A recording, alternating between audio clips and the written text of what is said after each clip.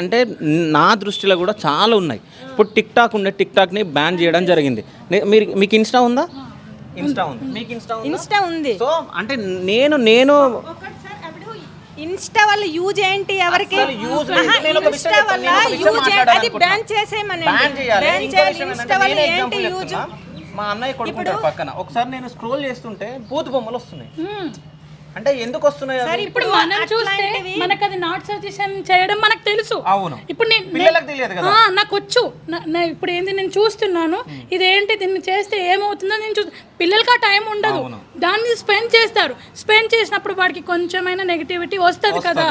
మగ పిల్లలు, తల్లిదండ్రులు ఉన్న పిల్లలు జాగ్రత్తగా ఉండండి.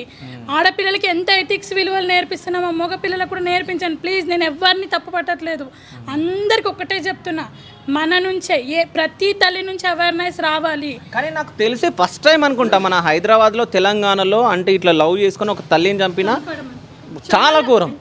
వినడము చాలా వరకు వేరే విన్నాం, కానీ ఇట్లా ఇప్పుడు మా కళ్ళ ముందే జరిగిందంటే రేపు మా పిల్లలు ఎట్లా తయారవుతారన్న మాకు మైండ్కి అస్సలు అర్థమైతే లేదు. పెద్ద హామర్, చాలా పెద్ద హామర్. వీడియోలో చూసి మేము లోపలికి వెళ్ళాం, కానీ ఇంత పెద్ద మనం బిల్డింగ్స్ కూడా ఆ హైమర్తో ఒక ఆడపిల్ల ఇప్పుడు మా మదరే ఉంది, చిన్న కాలుకి మా మదర్కి నొప్పి వచ్చిందంటే మేము చూడలేం.